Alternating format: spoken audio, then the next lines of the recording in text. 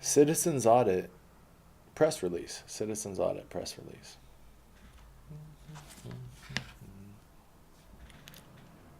Let me just read this. Press release for immediate release. Young activists travel California with their sights set on November. Armed with a smartphone, a website, and a suspicion that the answers lay with ordinary citizens, an aspiring writer and his assistant travel the state with a hope to inspire independents to run for statewide elected office. San Francisco, California, February 24, 2010. With his assistant, Shah, videotaping, Shaz Barrick has been on the road since January 18th, pursuing a citizens audit tour to find out where the Golden State went wrong. My mother came here from Mexico when she was 17 and was able to create a business for herself, Shaz states on his website. Today's California doesn't offer that same promise. Shah and I are trying to discover why that is. In their search for clues to California's ills, the pair mostly rely on the generosity of the people they meet. These include county and city officials, as well as those struggling in the current economy. With over 20 interviews and counting on their YouTube site and 91 cities to go, they are generating a wealth of information to draw from. Technology will play a greater than ever role in this election year, with popular social networking sites such as Twitter providing real-time news. Today's communication tools allow for contact with millions of people. Now we just need to get the right discussion going. These one-liners about supporting business and creating jobs are just euphemisms for centralizing power and underfunding local governments and economies, Shaz states, in a post discussing the effects of Propositions 13 and 140, which respectively limited property taxes and imposed term limits on the California legislature. In talking to the mayor of Eureka, for example, we see that this trend has been going on for a while. It seems like a simple process to re-empower local communities, but to the billionaires, the corporations are the people. And where does that leave the common citizen? It has already been said that political novices might stand to do more harm than good in the age of Palin hand notes and Whitman voting records, but Shaz states that there is a greater danger to democracy than inexperience. With the Supreme Court opening the floodgates to corporate spending, we have to figure this out soon, or money will become irreversibly entrenched in politics, if it hasn't been already. We created our blog to document the process and inspire others to get involved in civics. You can't fail at democracy. Failure is in not trying. Contact Shaz B. Barrick at 510-394-5031, all hours. Press at shazbarbaric.com, www.shazbarbaric.com, #. All right, so that's apparently how you write a press release.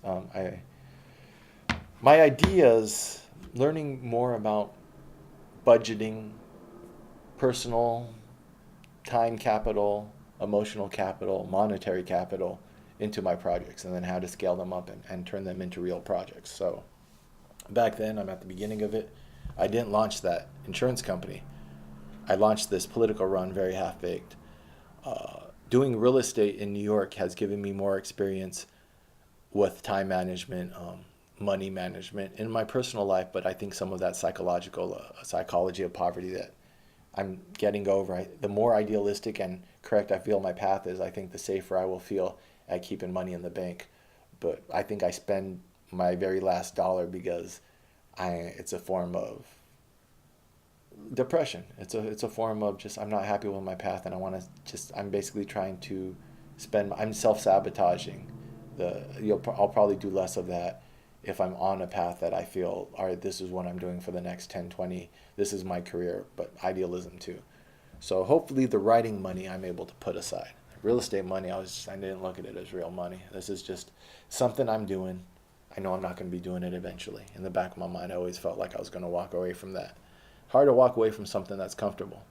When I first stopped doing real estate at the end of 2017, 2018, I really thought I was going back to it. I couldn't do that step just walking away. So just like this, when I went to Berkeley, I really thought I was going to start that insurance agency. When we came, and then people look at me and say, you're crazy, you're just moving with no plan. I do have a plan, but it's an intuitive plan. I'm just doing what I feel I should be doing at any given moment, listening to this little voice in my head, which Plato had too when you read him. It's this little voice that tells you what is virtuous or not. If you believe in universal morality, spiritual morality, some of us are more in tune to it than others. when I'm on a path that I don't feel is my proper path for my ideals and who I am as a person, I can't do it. Plato could not save his life and lead a dishonorable life at the same time. He had to be honorable even if it meant sacrificing his life for the state in which he lived, if he felt that was according to his principles. Some of us just can't swallow the bullshit no matter how much sugar you sprinkle on it, or no matter how much you salt it. And that's what, when I read Hemingway says, I think it was Hemingway, the writer has to have a bomb-proof built-in bullshit detector. The writers I respect, they're all about that sincerity of, you have to be a sincere person first and foremost, or else you're going to ruin the instrument by which you create art. All writing is rewriting. It hardly ever comes out perfect. So most of writing is, once you have your raw material, which are your words, and you just vomit them out in whatever process you have, you go back through and you have to clean it up and you have to edit it and this here. And I have 10, 15 years of notes now I have to go back through and find my political philosophy in, which I just shelved. But anything of substance that I get out now definitely starts as a jumble, and then you rework it draft after draft. Any working writer that I've looked up, or people in history, very few of them come out perfect. I don't even think I can think off the top of my head anyone who claimed that they came out writing perfect prose. Maybe Nabokov, I think, came out pretty good on the first draft, or some of these super geniuses. But yeah, it's a craft that you work at. So that editing process is by that built-in bullshit detector. You're editing out your ego and your bullshit and your contradictions. You're editing yourself out of the work, so that what remains is the ideas which are going to outlast you. So I am a good woman in my life as a heterosexual male. If you're a female artist, maybe a good man. Maybe it's a good woman too. Or if you're whatever your persuasion. But in my life, when I couple up, that's what gives me that. My bullshit detector is functioning at full capacity. That's what this girl this weekend was. I guess I got her as a reference point now in my. I could acknowledge how I was a little silly and contributed to. I don't know. It was the way it is. If I wasn't completely myself, and then we had more of a physical connection, I'd be more tempted to hang out with her now. And so maybe I pushed her away a little bit, because I know that this project is. I told her I'm in this project where, like, this weekend is a break, but otherwise I'm just wake up, read, write, do my videos, do my project, because I'm grinding. That money's gonna come in by the end of the year. I told myself it was. I told my parents it was. You want motivation? Well, fucking put yourself in a crucible where, when you're wrong, that your mother's gonna gloat. So if I told my folks that, mark my words, something's gonna come by the end of the year. If not, there's gonna be a lot of "I told you so" coming down from the top down from the folks. So anyways, back then, how many times have I told them this? My money's coming right around the bend for my writing. Back then, this is 10 years ago. The way I did this, there's so many contradictions in here. If I wanted to edit this out, my assistant, I don't have the balls to call her my fiance. I didn't have the balls to tell her. I never really officially. I thought about marrying her. Didn't really tell her that. I was like, She had just opened up my heart to let me see that I was attractive to the world and I can actually develop these types of relationships. But then now in my mind, I'm thinking, but should it be with this person? Or maybe I should take this love now and spend it. I should take this house money and now go gamble with it. That's a really tough thing to do, and that's kind of like an asshole part of human nature, part of manhood. I forgive myself because I'm young, and if I marry her then and I haven't had those experiences, this whole living life with regret, I've seen repression and what that does, so I don't want to repress my impulses. If my morality of sexuality is, if you have an itch, scratch it. Your partner should be the one who's scratching your itch, but to fall for temptation is not the worst thing. The worst thing is to repress it and for it to come out in other ways, because then now you have to unwind, where is this coming out of and where is the unhappiness coming from. So some people act like infidelity or temptation are the worst things. I don't think so, because once you identify them and then you identify the issue, it's pretty easy. But that whole sublimated desire that's coming out in like snarky remarks, or maybe you're not even really attracted to your partner and stuff, that's complicated shit that you have to really dig deep. But if someone hooked up with a cute girl who's cute and it ended up that I don't know, that's how hard is that to correct? You either you want to be with that person or with your spouse. Do you want to keep playing? Do you want to not keep yourself out of those situations? And well, but then some people, that's where the honesty has to come into it. Some people might use the well, I'm sorry, it'll never happen again, and then but it's really just a pattern of behavior. So if you're gonna be in a relationship, how much is your partner honest with you? How much are they both trying to be introspective? Me and this girl built a foundation of a really good, honest, introspective pattern. So she acknowledged with me and I acknowledged with her. Like, we could put ourselves in those situations when we're really tempted. And if you really feel like the temptation's really strong, then just run it past me. And if it, at one point when we were in the Bay Area, she was kind of curious about girls. And I was like, let's put you on a date with some girls. So I helped her make a profile online, Craigslist, of course. And she went on a date with a girl. She wasn't really feeling it. But instead of possessive love, where I'm like, oh, this is a threat to me, it's more like we're both in our 20s. You're like only 23, 24. This is a time to do it. So just because you're in a relationship with me, I feel honored that you'd include me. I'm not trying to, you don't have to bring her home. I'm not trying to get my fantasy out of it, a threesome, but I'm saying that I'm a safety net. This is a safe place from which to explore. So if you want to explore with another girl, I don't see that as a threat. Our thing is strong enough that I'm pretty sure that one date with a girl isn't going to replace our relationship. So if you're kind of curious, because whatever, it's in your head, do it. She went on a date or two with this girl. She wasn't really feeling her.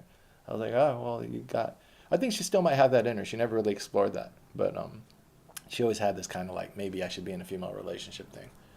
Maybe in between guys. She's never really like tried long term to try to do something like that. But she really likes a dick.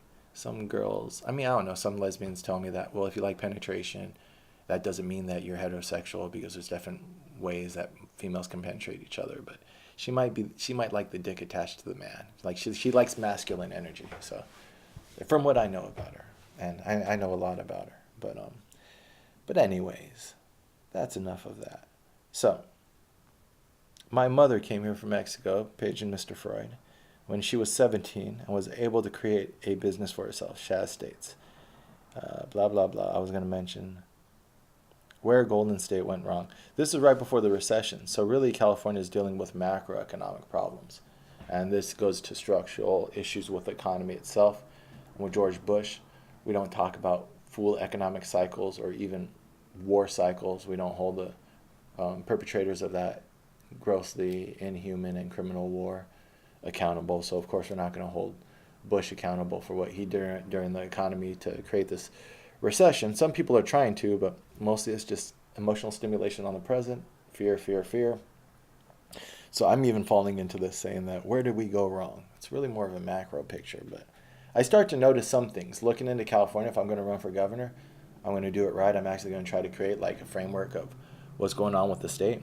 And I wrote this February 24th. So we've been on the road for about a month and a half now. We started like the first or second week of January. So after talking to that many people, I learned this. I started with the idea that you can't go wrong in democracy. Just talk to people, have the right ideals, a really big heart, and then that steroid. Like I have inherent compassion and morality, I think just from my nature and how I've treated myself, try to really live idealistically. But then now I have that young love, so it's on crack. It's like exponentially more. So it's even when I meet people and I say, hey, you want to talk about politics, California? And I have a beautiful girl videotaping us. We're like, when you meet a young couple in love, it's infectious. It's like we would meet older couples and they'd be like, oh, you guys are so cute, blah, blah. And they'd invite us into their home. A lot of homes, people let us stay with them on couch surfing. When we didn't have homes, we would just make a little bed of clothes in the back of the Honda Civic and we cuddle up and we fuck like rabbits and then pass out in our clothes. It was so silly. It was surprised, didn't get her pregnant on that trip. But like just being young and just like all we need is each other and our car packed with all our shit. Trunk full of books, the back seat piled with clothes. We just push it down until the whole back seat's just one big mound of clothes, and then we cuddle up into it at night, wake up in the morning, and then go to a gas station, wash up, ask her mom for another couple hundred to keep us on the road. Just being silly. All our friends, until our friends started turning us away, saying, all right, you can't come here this weekend to shower, or our girlfriends aren't having it. You guys need to go find real jobs. That's what people, when you check out of society to get the bigger picture and try to view it from the outside, people are like, why don't you just go to school? Why don't you just get a job? because they decided to do that. And so being a young, starving artist idealist turns people off who've already started to grow that outer armor of sincerity. I think that's how I turned this girl off this weekend too. Still believing that my words can change the world and that I have something to say of value, something new to the political discussion. She's like, I've already been there. She worked in D.C. off of DuPont Circle and shit. What else did she do? She said she did enough to check out, and that's, yeah. If I shared myself with someone like that, it would make me a little bit more cynical. And whenever I had a choice between getting laid or staying idealistic, that's why I guess that's why I'm a late bloomer, because like I didn't identify with most of my early opportunities, and I'm lucky enough to have found these girls who allow me to be my sincere self. So this girl definitely did. You want to live out of a car and run for governor as a write-in candidate? How am I even going to be a write-in candidate? That's not even my real name. That's my biggest issue with myself back then. It's like that's when I meet people and they say, my name is Jade Spectrum, Rainbow Mothball. My name is Thurston Howell III. That's a rapper. He's a good guy. But it's like, my name is Shaz. Well, change your name then legally. When I had money and I had my little to-do list in life, in like 2015, 16, I was like, whoa, I haven't done this yet. I have a couple $100 to spend. Just that's the nice thing about making 10, 20 grand a month is you could just every month, like, what did I tell myself I would do? I always said I would fucking like a family vacation, a nice 10 grand vacation, multiple hotels, surprises, fucking rooftop cabanas, like go on a nice family vacation, fucking rent, where we have a per diem. Don't worry about what we're doing today. I'm pretty sure I can cover it in our budget. We're just going to make sure we have 2 meals as a family, and then everyone can do their own thing. We're going to be able to like rent a car and do stuff. Just come in with no money, being able to check that stuff off. So like the change of the name, I look back at this and I was like, I did this and I didn't even change my name because that's how much I'm living day to day, moment to moment. It's all impulse. Just I have to cultivate and create this thing that's growing inside me, which I always had a suspicion was a political belief system, which now I'm trying to articulate. And this is a long way for me to gather this version of myself, Shaz, November 2018, into these videos, which I can document, because after this, we're going to close the books. We're still going to be growing as a person, and I'm still going to be, of course, always improving towards new and better ideas and systems. But this is the beginning of formalizing it, that as a public persona, this is what I believe in a formal system, stand it up against anarchism or against Zen Buddhism, Taoism, any moral or spiritual or political belief system. This is what Shaz has learned on his short time on this earth. What I find intriguing in doing that is how I got those ideas, which is why we're doing this, all of these videos, all of these therapy sessions with Shaz. Powered by coffee. All right. So, technology. Look at, I'm already in my tech ideas, which have been justified through the people I meet in tech. But today's communication tools allow for contact millions of people. We just need the right discussion. This is also why Joe Rogan comes up in my mind, because right around the same time, exact same time, he started his podcast, early 2010. And look at our paths. I went one way where I've still been reading and trying to collect political truths. And he started by selling pocket pussies, and then he started a supplement company. And from what I can tell, he never stopped being a shill. He just is a shill wrapped in a shaman skin. But there's plastic under the surface, I'm pretty sure. But whatever. Who am I to judge another person? If I don't like what he's doing, just do it in a different way. That's where that's less, if I look at older videos, and hopefully by the end of this, I'm less emotional, less reactionary towards those things. Hopefully I'm emotional, reactionary towards all new things.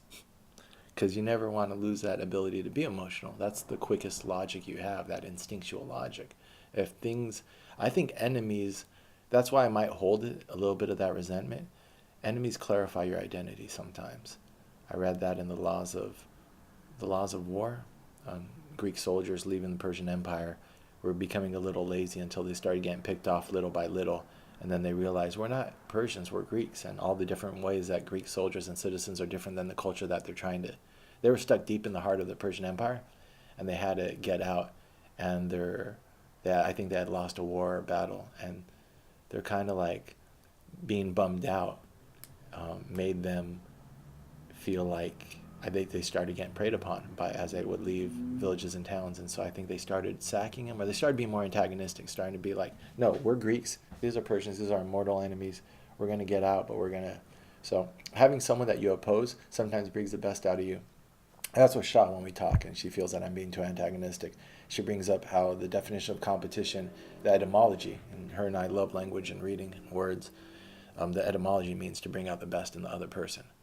So I would tell her that I think it's to eat the entrails of your enemies, but I have no historical sources for that. But she would tell me, no, the etymology of competition, bring out the best. So sometimes I think it's good to have, like, I think, all right, Joe's got his podcast base. I saw the trend starting, so I have to give him some credit, because at the same time he saw the trend starting too. He was one of the first to really invest in that base. So I have the ability to grow. He's grown because we both recognize patterns like that.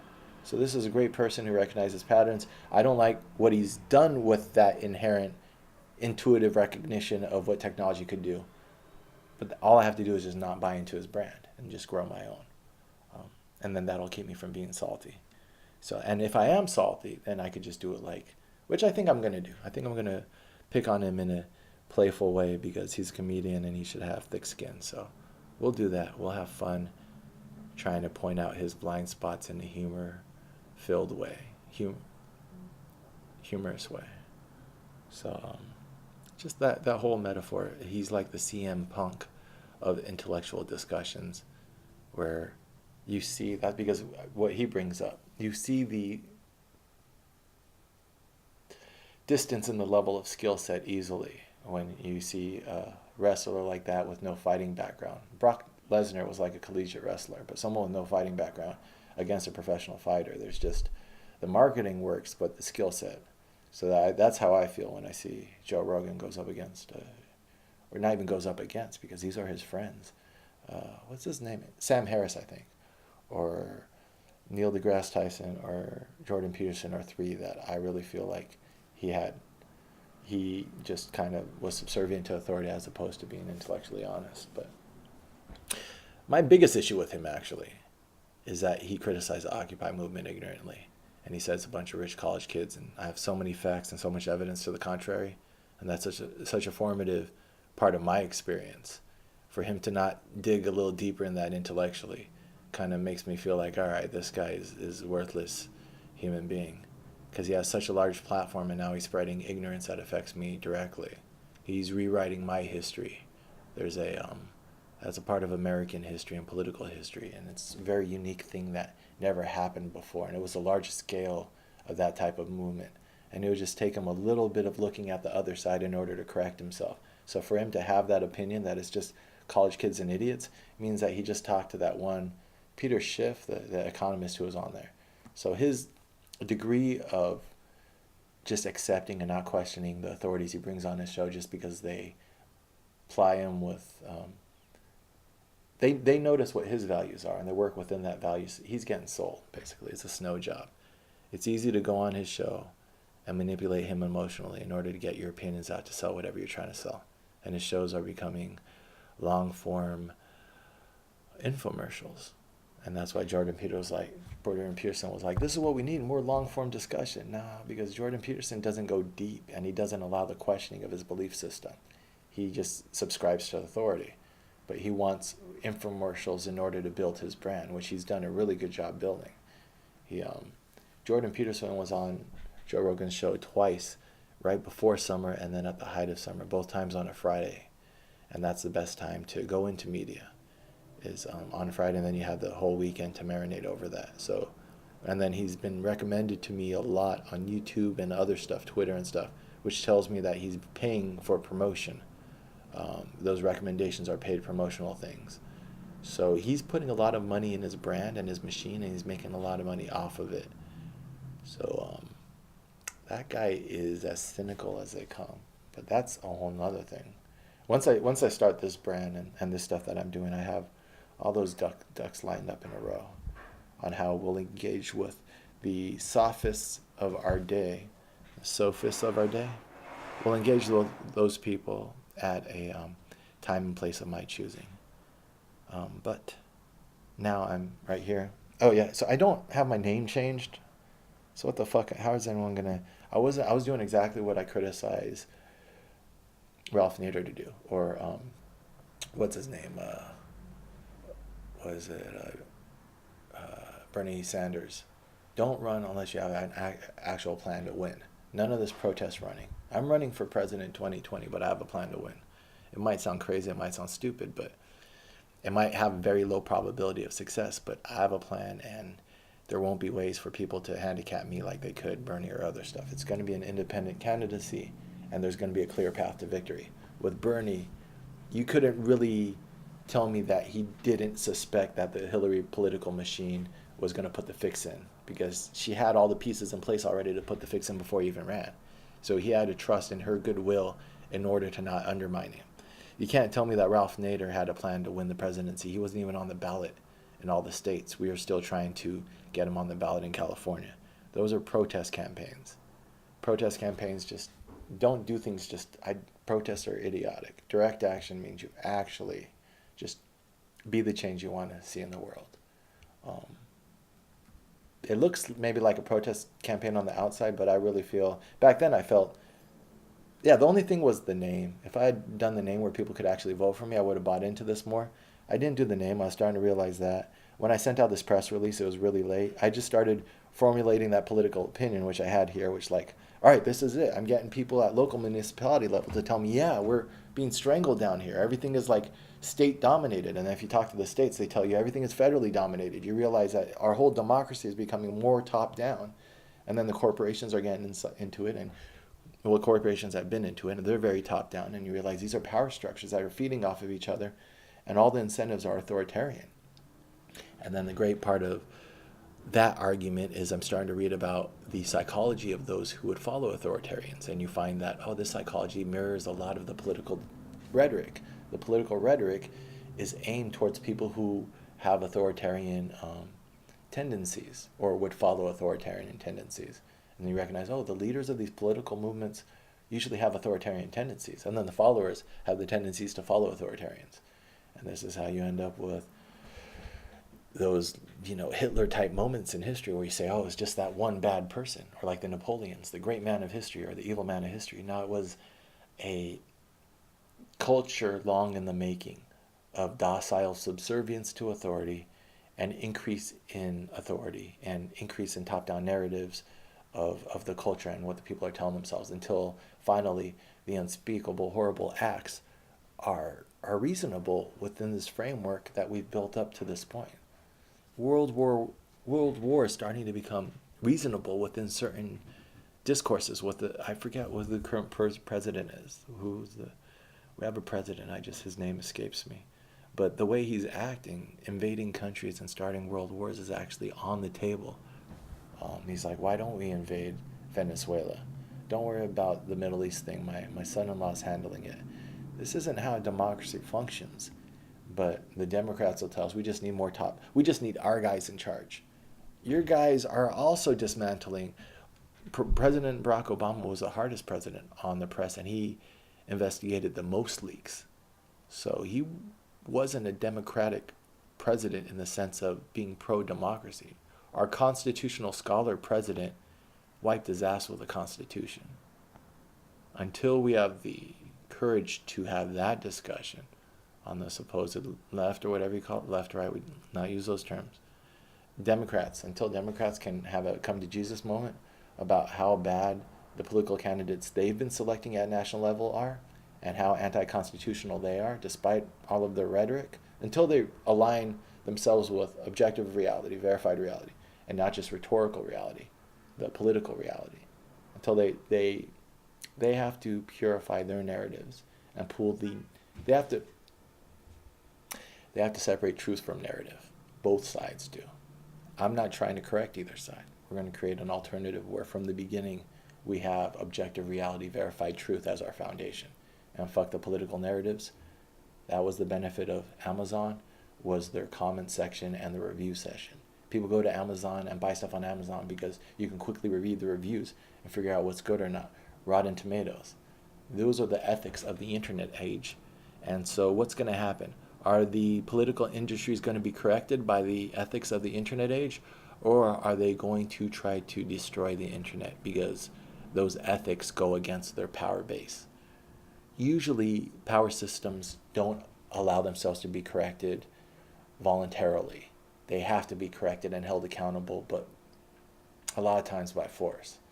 So, in fact, when was the time when you could go against an authority or power system without at least the threat of force, if not the use of force? So Gandhi wasn't violent, but assassins were on his behalf. Martin Luther King Jr. wasn't violent, but Malcolm X was sending threats to everyone who would threaten Martin Luther King Jr., saying our hands are not tied by the nonviolence of our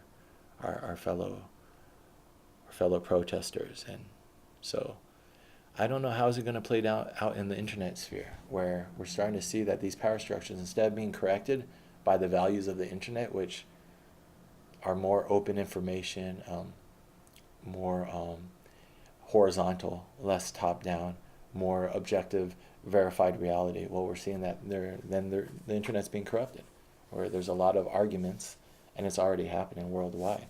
It's harder to find certain information on the internet, and then there's a lot more bullshit information, which is muddying our view of objective reality. That's where the warfare is being fought right now, is in your individual perspective of what is objective reality around you. It's kind of scary. But then again, if I say it's kind of scary, am I subscribing towards your emotional manipulate? Am I emotionally manipulating you now by subscribing to fear? So, kind of scary is a rhetorical flourish. It is what happens now that we are identifying it. It's no longer scary, because when you identify a threat, you at least allow for the beginning of a countermeasure, or a insurance policy against that liability, or a correction against that error. So that is the internet, and the free flow of information is under attack now more than ever. I saw it happening back here, and we are in the process of creating a countermeasure, a correction. So that's good, and that's what gives me peace, is I am in the process of healing myself.